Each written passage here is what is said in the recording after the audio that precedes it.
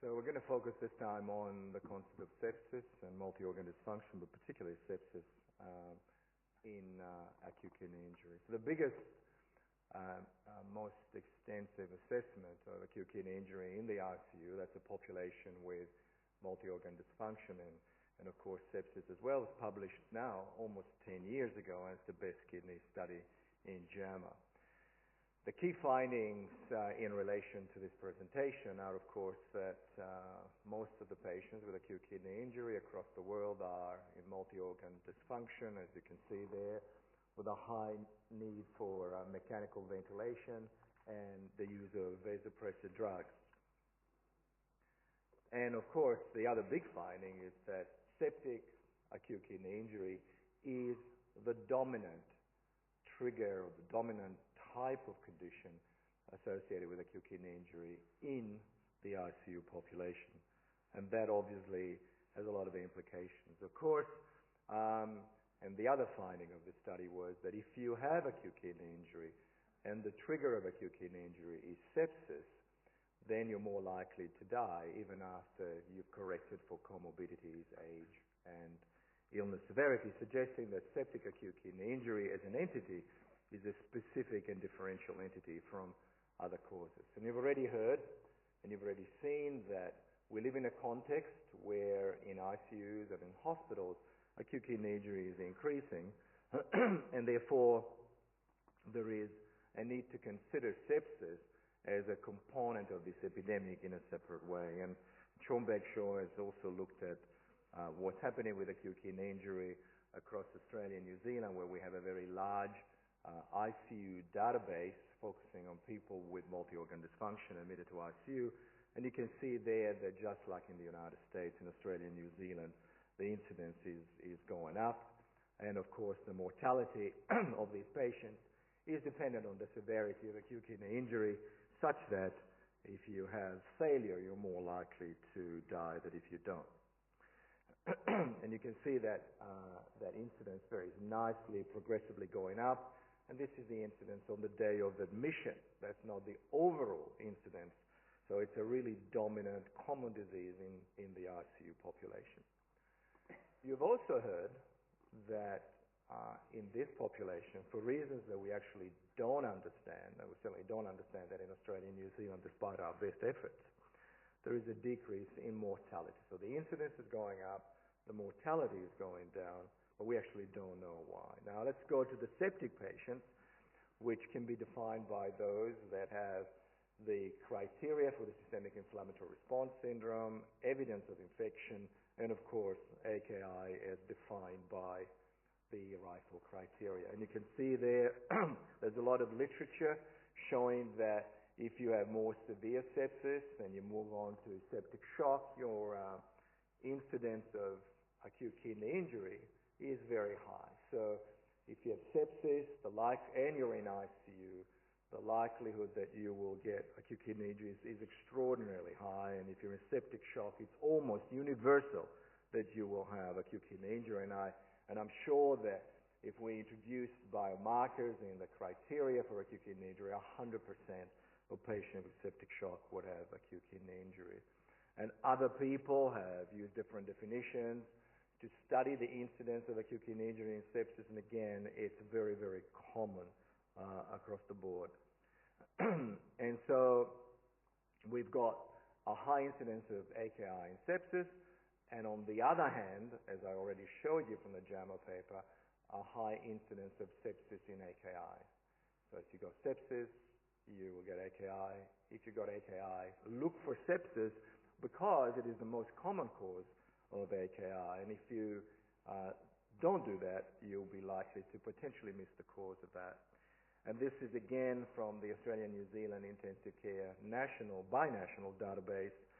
The trend in septic AKI in our unit on the day of admission is also going up, perhaps even faster than the incidence of AKI in general. So I hope that by now you've got it. You know, sepsis is the king, is the most important trigger. It's the one you need to worry about. It's the one you need to focus on. It's the one you need to exclude in anyone with AKI. and it's fundamental. Now, the next bit that I think you need to understand is that septic AKI, and I guess I've been preaching it for 20 years, so people get sick of this, but septic AKI is not the same as all the other stuff. It's a different syndrome. It's a different probable disease. It's a different pathophysiological pathway. It's different pathogenesis. It's got different therapeutic implications. It's got all sorts of different things from AKI due to the other stuff. And what is the evidence that we have for that? Well, there's a lot of animal studies and experimental work, but here I'm going to show you epidemiological data to show that if you're septic and you've got AKI, there's every possible difference in terms of your characteristics, the duration of ICU, your need for renal replacement therapy, the ICU length of stay, the presence or absence of long-term renal replacement therapy dependence, and of course the mortality of these patients compared to other patients with acute kidney injury, and the time to death, and the increased mortality as the sepsis becomes more severe. And Sean again has taken the data from the best kidney and has specifically focused on the septic patients. And again, the typical causes, lung and abdomen, shine as the triggers. And you look at, again, the baseline characteristics of these patients across 54 centers in 24 countries, and they've got different characteristics. The patients with sepsis more likely to be ventilated, to be on vasoactive drugs, they're more severely ill. They have profoundly different physiological characteristics. At the time of study enrollment, look at all the P's, they're a different bunch of people. I mean, you know that. You practice intensive care medicine, you practice acute nephrology, you know that they're a different bunch of people. And they've got different levels of kidney dysfunction at the time of study enrollment, which is in keeping, again, with their different physiological characteristics. And they get treated by you guys differently. They are treated with loop diuretics differently. They're treated with renal replacement differently. If you use renal replacement therapy, you use a different kind of renal replacement therapy for these patients. They've got different urinary outputs. Again, they're a very different bunch of people. And after you correct for their characteristics, their physiology, their baseline features, their illness severity, they're more likely to die. And Eric has just now presented some of his lovely work from the AKI Epi, and this is more recent data now, almost 10 years after the JAMA paper from the Best Kidney study. And again, he nicely showed that sepsis is a dominant feature of acute kidney injury in the world, and again, about 40 to 50% of patients with AKI have sepsis as the trigger. And as you clinicians go to the bedside of somebody with acute kidney injury, whether they're in the ward or whether they're in the ICU, if there is one message, always think of sepsis and make sure that you have thoroughly considered it and you've thoroughly investigated the patient for that possibility. And of course, all of these patients have multi-organ dysfunction. So this is the beast. It's a huge beast. It's a huge problem. And the next question on a global scale is whether we've made progress in the management of sepsis that might reflect itself in our success in making people with septic acute kidney injury also survive more. And again, we're very lucky in Australia and New Zealand to have a national ICU admissions database which captures almost 95% of all ICU admissions. This is a very large cohort of patients with sepsis, 100,000 people, so it's pretty damn robust data. Now, this is the incidence in septic patients of acute renal failure at the day of admission. So this is the 24 hours when you've been admitted to ICU. And you can see there that the incidence is about 17% on that day. So we don't know what's going to happen the next and the next day. So this is just 24 hours of admission. So it's still very high. And of course, if you've got comorbidities, it is higher. The good news is that over the last 12 years, in Australia and New Zealand, we've seen a progressive and relentless improvement in outcome in our patients with severe sepsis and septic shock, such that the mortality, which is about 35% 15 years ago, up to 2012, which is we cut off on the data collection, has gone down by about 0.8, 0.9% every year. So that's really good news. What's happened to septic acute renal failure as assessed on the day of admission? Well, you can see there, first of all, that the number of patients admitted with acute renal failure to Australia and New Zealand ICUs is about 800 in 2000, it's now 3,000 in 2012.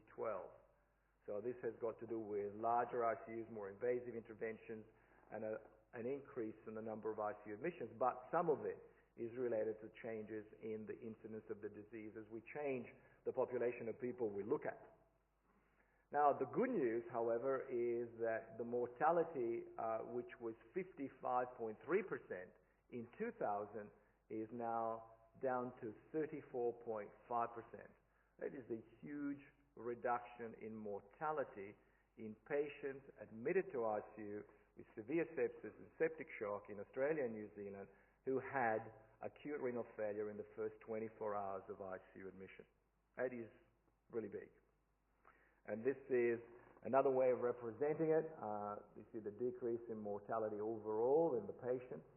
And you can see the number of patients, the increase in the number of patients, the percentage of patients being discharged home. And it's interesting because what we're also seeing is that in septic patients, we've got an increase in the odds ratios of people being discharged home, which is not quite happening in the general ICU population. So it's something that's happening in the management of sepsis that not only improves the patient's outcome, not only improves the outcome of patients with acute renal failure in the first 24 hours, but appears to increase their chance of actually going home if they survive in respect to the general population.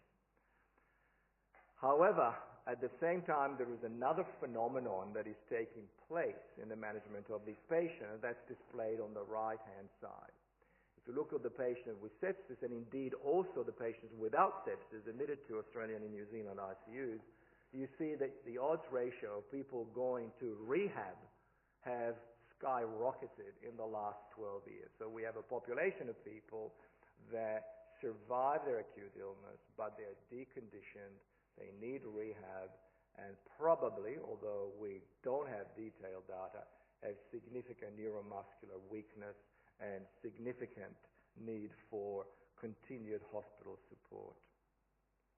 So let me conclude by reminding you for, I think, the 10th time in the last 10 minutes, that sepsis is number one, is the dominant contributing factor for AKI in ICU patients, and more or less accounts for about 50% of all cases, at least in the ICU population. Among septic ICU patients, on the other hand, AKI is also very common, and it varies from about 20% to 70%, depending on the definition, depending on the severity of sepsis, depending on the presence of septic shock. We also know that the incidence of septic acute kidney injury, just like the incidence of acute kidney injury, is increasing in proportion and number. During the last 15 years, no trials, no randomized control trials have been conducted that have identified any specific and effective therapy for septic acute kidney injury. So despite the fact that we have no evidence to support any specific intervention to improve the outcome of these patients, it appears that the mortality of septic acute kidney injury has markedly decreased over the last decade. So we don't know why, and we don't know how. So we don't know what we're doing that we should be doing, and we don't know what it is that we were doing that was bad, that we stopped doing, or both, and to what proportion and in what way, but somehow it's working out that the patients are doing better. On the other hand, although short-term outcome has improved, we're now delivering to the world a population of wounded patients that are not entirely ready to go home.